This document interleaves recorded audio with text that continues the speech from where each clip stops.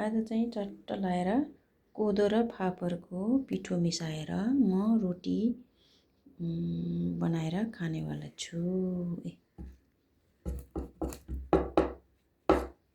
यस्तो यस्तो यस्तो लचक्क के भन्छ यो लसा आउँदो रहेछ क्या, यस्तो लसा लसा। यो कोदोको मात्रै भयो त, यस्तो हुँदैन नि त। कोदोमा फापर मिसायो भने यस्तो।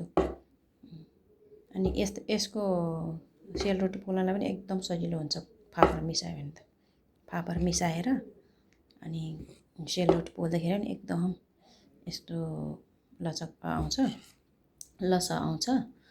अनि यसरी पोल्न सजिलो हुन्छ। हेर्नु न, यस्तो यस्तो भइरहेको छ यहाँ, यस्तो यस्तो। अब यसको रोटी पोलेर खाने हो नि त म, है। यसको कोदोको पिठोमा फापर मिसायो भने यस्तो सजिलो हुन्छ क्या।